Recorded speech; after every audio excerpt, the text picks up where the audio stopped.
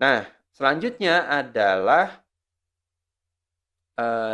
tips khusus ya, tips khusus. Nah, tips khusus ini tidak ada di rule-nya Shopee gitu ya, tidak ada di rule-nya Shopee, tapi murni dari pengalaman-pengalaman para seller-seller online gitu, para praktisi-praktisi digital marketing gitu ya. Nah, saya coba membagi menjadi 2 ya. Yang pertama adalah strategi jualannya, yang kedua adalah optimasi customer service-nya gitu atau adminnya gitu ya. Yang pertama, bagaimana kan gini, untuk menjadi, star seller Shopee kan tadi ada syarat-syaratnya tuh gitu ya. Bagaimana kita bisa mendapatkan pembeli, 30 hari terakhir tuh lebih dari 10 orang yang berbeda gitu ya. Kemudian transaksinya juga harus lebih dari 30 transaksi yang berbeda gitu selama 1 bulan. Intinya kan sebenarnya adalah penjualan gitu ya. Bagaimana kita bisa memaksimalkan penjualan nih, gitu ya. Nah, maka kita juga harus berpikir bagaimana caranya kita bisa menjual, lebih banyak gitu, bahkan daripada syarat-syaratnya star seller tadi gitu, ya. Nah, yang pertama tipsnya adalah ambil keuntungan tipis atau balik modal aja dulu di awal gitu, ya. Kenapa? Karena target utama kita yang pertama adalah ulasan dan reputasi gitu, ya. Dan itu bukan hal yang mudah untuk didapat apalagi kita sebagai seller-seller baru misalnya gitu ya, belum star seller gitu ya. Kita masih baru nih di dalam, Shopee ya, seperti itu. Jadi ambil keuntungan tipis aja dulu gitu ya. Bahkan kalau saya sih balik modal aja nggak masalah gitu, tinggal tinggal kita hitung aja, mungkin kita bicara biaya packing gitu ya, biaya packingnya berapa, jadi saya modal berapa, saya tambahkan biaya packing, saya tambahkan mungkin sedikit ongkos bensin gitu kali ya untuk misalkan mengirim, paket di paket-paket pengiriman yang tidak bisa dijemput ya, seperti itu. Jadi, kita ambil modal aja dulu. Nah, tapi sebenarnya kita bukan tidak mendapatkan keuntungan sama sekali. Reputasi dan ulasan itu adalah keuntungan Anda untuk di awal gitu, ya, seperti itu. Kemudian yang kedua adalah buat beberapa produk bundling, ya. Nah, sebenarnya tujuannya apa? Tujuannya adalah memperbanyak produk aktif gitu. Jadi kalau misalkan Anda jualan produknya itu cenderung masih sedikit ya, berarti kan iklan Anda sedikit nih gitu. Nah, lapak yang iklannya sedikit itu biasanya apa ya, mungkin cenderung punya, tingkat trust yang sedikit lebih rendah gitu ya.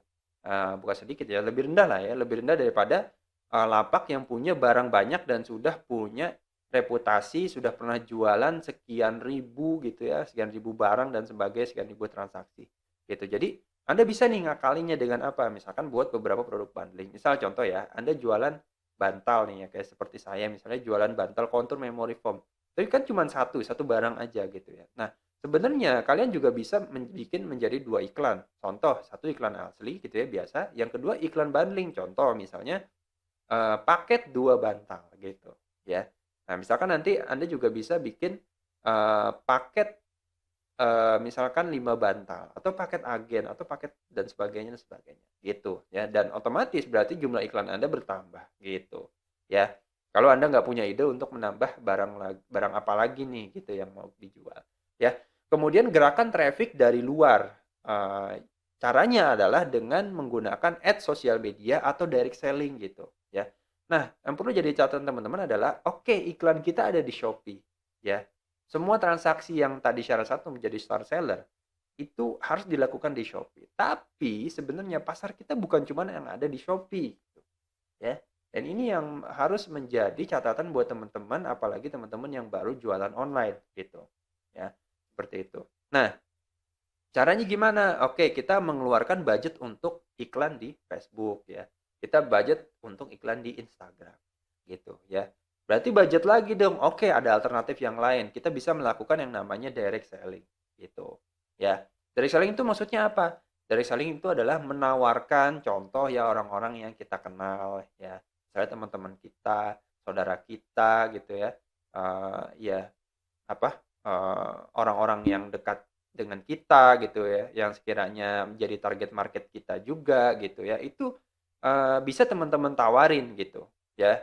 Nah cuma transaksinya itu harus teman-teman, atur gimana caranya transaksi itu terjadi di Shopee gitu ya, seperti itu. Apalagi untuk orang dekat itu enak banget ya, ibaratnya gimana ya, barang puas atau nggak puas, biasanya kita bisa, apa ya, ya bisa cincai lah sama mereka untuk memberikan ulasan-ulasan yang baik gitu, ya. Jadi Anda juga bisa loh jualan iklannya di Shopee cuman jualannya keluar gitu, dan jangan ketika ada, "Oke, gue pesen nih," gitu, misalnya teman kita ngomong gitu, nah, ya udah transfer aja ke rekening gue gitu, ya, kemudian barangnya nanti kita kirim pakai JNE katakanlah gitu ya. Nah, ini tidak tercatat di Shopee, sayang banget gitu ya. Harusnya itu bisa dicatat transaksinya di Shopee gitu. Ya, seperti itu. Ya. Kemudian jika jualanmu barang berharga tinggi kombinasikan dengan barang recehan. Kenapa? Nah, gini, kalau misalkan kita jadi lapak baru, belum star seller gitu ya, kita jualan barang yang harganya mahal, misalkan 1 juta, 2 juta gitu ya. Nah, barang yang harganya sedikit lebih murah dari itu aja, itu orang belum tentu mau gitu. Ya, belum tentu apa namanya, belum tentu percaya gitu. Bagaimana dengan barang yang harganya apa namanya, barang yang harganya tinggi gitu ya. Nah, maka alternatifnya adalah jual barang yang harganya rendah gitu. Biar apa? Biar transaksinya kehitung gitu. Ya kan? Anda jualan lemari satu, laku ya, katakanlah harganya 3 juta. Anda jualan jepitan yang harganya Rp5.000, itu sama terhitungnya adalah satu kali transaksi gitu ya. Toh juga tidak mesti 100 juta kok gitu ya. Untuk jadi star seller nggak mesti 100 juta, masih ada yang 30 transaksi lebih dalam waktu 1 bulan gitu. Itu aja dulu yang gampang gitu ya, daripada kita mikirin 100 juta itu gitu ya. Kemudian yang selanjutnya adalah optimasi customer service gitu ya. Customer service ini itu penting banget ya. Kenapa? Karena ini juga menentukan apakah orang itu akan jadi beli sama kita apa enggak gitu. Ya, kenapa? Karena orang Indonesia itu belum terbiasa untuk membaca atau mempelajari iklan kemudian langsung melakukan transaksi gitu ya. Ya sebenarnya kadang-kadang penyakit seller juga sih ya gitu ya, penyakit, penjualnya juga ya. Jadi barang sebenarnya udah nggak ada tapi iklannya masih ada gitu. Ya jadi nggak disiplinnya itu, jadi ya terus mengakar gitu ya sampai ke customer-customer juga gitu. Jadi customer tuh ngerasa, apa namanya, nggak aman kalau misalkan langsung, transaksi gitu ya. Jadi mereka merasa butuh bertanya dulu kepada admin ya, seperti itu. Padahal sebenarnya barangnya ada nih gitu ya. Seperti itu, kecuali kita memang mau, disiplin ya, dan kita tulisin di situ selama iklannya ada berarti barangnya ada gitu, ya seperti itu, ya. Tapi itu juga tidak menjamin loh, bahwa tidak akan ada orang yang nanya, "Ini barangnya ada apa enggak?" Gitu, ya. Ngertilah ya maksud saya, seperti itu. Jadi, customer service-nya juga perlu dioptimasi. Caranya gimana? Harus fast and good respon, ya, dan harus berhenti di Anda. Nah, ini juga ada pengaruhnya dengan balas chat tadi gitu, ya, seperti itu. Jadi nggak boleh berhenti di dia tuh chatnya tuh, walaupun cuman mengucapkan terima kasih aja, gitu ya. Kita harus fast nih, gitu. Bahkan, eee, mungkin ya, kita juga kalau misalkan mau beli sesuatu gitu ya apa namanya, di e-commerce ya, ketika kita ngelihat sellernya lagi online, itu pasti kita akan terpancing untuk, langsung nanya gitu ya. Lebih senang seperti itu ketimbang ada lapak ya, yang sellernya itu lagi nggak online atau bahkan beberapa hari nggak online atau beberapa minggu, itu yang meskipun barangnya menarik tapi bisa jadi mereka juga mengurungkan niat, bahkan sampai bertanya aja mereka juga nggak mau gitu ya. Seperti itu. Jadi harus fast and good respon. Ya, jadi bukan cuma cepat tapi good respon, ya. Jadi responnya juga harus bagus gitu ya. Jadi tidak boleh menyalahkan mereka gitu ya, nyolot dan sebagainya itu dihindari gitu. Ya customer itu kita nggak tahu sensitif apa enggak gitu ya. Karena saya pernah pernah pernah apa namanya, pernah merasakan sendiri bagaimana karakter-karakter jadi CS juga gitu ya. Jadi ngelayanin sendiri itu macem-macem karakternya gitu, ada yang nanya mulu tapi ternyata nggak jadi, ya nggak apa-apa, itu adalah tantangan untuk jualan online gitu, ya seperti itu. Nah, ada yang apa namanya, ada yang baperan gitu ya, kita sedikit sedikit nggak ngegas sih sebenarnya, cuman mungkin pemilihan bahasa gitu ya dan, dia tersinggung gitu, ya seperti itu. Nah ini makanya, harus dipelajari juga bagaimana caranya good respond. Kemudian yang selanjutnya adalah harus dilakukan yang namanya follow up, apalagi untuk lapak yang baru. Nah, ini kan biasanya orang yang bertanya juga nggak terlalu banyak ya, gitu, ya.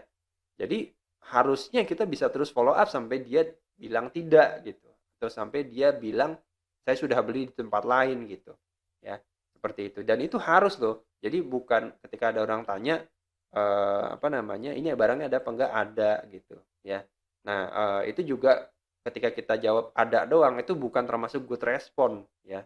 Yang good respon tuh ketika tanya ada kak, kakak butuh berapa gitu ya. Di kita ada semua kok gitu ya. Apa namanya, ini ada ini ada. Jadi mereka bertanya satu, ya minimal kita harus jawab dua gitu ya. Seperti itu. Jadi ini juga harus di follow up. Jadi ketika mereka bertanya kan kadang-kadang mungkin mereka posisinya lagi di jalan gitu ya. Nggak bisa jawab chat dan sebagainya gitu ya. Nah, maka eh, untuk menghindari mereka nggak jadi transaksi karena lupa gitu ya, atau mungkin memilih yang lain ya karena tidak kita follow up, ya kita harus follow up calon customer kita di chat itu. Seperti itu ya. Kemudian Anda juga bisa melakukan yang namanya upselling dan cross-selling gitu ya. Jadi ketika ada orang bertanya ya terkait dengan produknya ya, jawablah apa namanya, eee, seolah-olah kita tuh adalah konsultannya mereka gitu ya, seperti itu. Jadi bukan cuman berpikir, "Nih kira-kira, keuntungan yang paling tinggi nih apa?" Gitu, ya. Karena ketika kita bicara keuntungan yang paling tingginya yang kita tawarkan gitu ya, eee, itu pasti orang tidak akan respect sama kita gitu, ya. Tapi ketika misalkan, mereka bingung nih nanya, "Yang ini apa yang ini ya?" Gitu. Nah, kita gali dulu gitu, ya kan. Mereka itu kebutuhannya sebenarnya apa, kemudian kita rekomendasiin. Kenapa kita rekomendasiin, itu dikasih tahu juga alasannya gitu. Jadi itu seneng banget gitu, ya customer yang seperti itu, gitu. Ya, ketika dijawab, apa namanya, oleh CS yang seperti itu gitu, ya. Dan Anda juga bisa melakukan namanya upselling. Contoh gini, misalkan dia memilih salah satu varian yang katakanlah yang medium gitu, ya. Nah, kita juga boleh loh, apa namanya, melakukan penawaran, varian lain yang secara keuntungan buat kita itu sebenarnya lebih tinggi gitu. Tapi ke mereka juga sebenarnya lebih tinggi juga sebagai customer. Contoh, Mbak atau Mas gitu ya, atau Sis atau Kak itu, mau nggak yang ini? Ini lebih hitungannya lebih murah loh gitu ya, karena isinya lebih banyak gitu. Tapi kalau misalkan mau yang tadi juga nggak apa-apa gitu ya.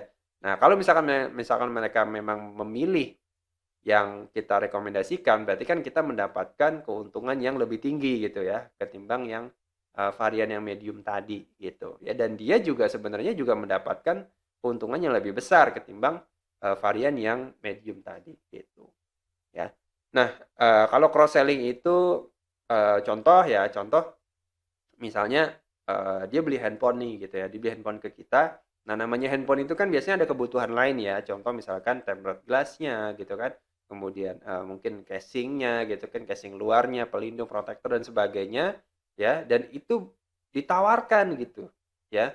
Siapa tahu dia lupa untuk berpikir itu, atau mungkin dia nggak tahu bahwa kita juga jualan itu gitu ya. Nah, jadi ketika dia beli handphone nih katakanlah, dan ketika kita berpikir orang beli handphone pasti membutuhkan ini juga nih gitu. Nah, itu boleh kita tawarkan gitu ya. Misalkan, "Kak, mau sekalian ininya enggak?" gitu ya, "Mau sekalian casingnya enggak?" gitu ya. "Mau sekalian ini, sekalian itu." "Oh iya, boleh, ada ya?" gitu ya. Nah, pasti nanti kayak seperti itu. Ya kalau tidak beli pun ya nggak masalah gitu ya. Seperti itu. Jadi gini, kasusnya di sini memang saya masih ada poin penalti ya, satu. Ya, nanti saya akan cari tahu gimana caranya keluar dari penalti ini, dan nanti saya akan sharing lagi ya, terkait gimana caranya keluar dari poin penalti ini. Jadi mungkin, sebagian dari Anda yang, lihat video ini juga mengalami hal yang sama ya. Jadi sebenarnya saya sudah memenuhi semua syarat kecuali poin penalti ini yang waktu itu, tidak ya tidak kita perkirakan gitu ya, bisa kena poin penalti satu, dan memang syaratnya sekarang ketat banget sampai nggak boleh ada poin penalti sama sekali gitu ya. Demikian mungkin video kali ini cukup panjang ya, mudah-mudahan banyak inspirasi yang bisa Anda ambil dari video ini. Jika kalian suka dengan video-video seperti ini, video edukasi seperti ini, saya mohon supportnya untuk klik like ya, dan subscribe, kemudian tekan loncengnya, dan kalau ada pertanyaan yang perlu penjelasan dan sebagainya, kalian boleh komen di kolom komentar ya. Nanti kalau ada yang menarik saya coba akan bahas dengan video-video yang baru gitu ya. Demikian kurang lebihnya saya mohon maaf. Terima kasih. Salam netizen baik-baik, bicara yang baik, sebarkan yang baik. Assalamualaikum warahmatullahi wabarakatuh.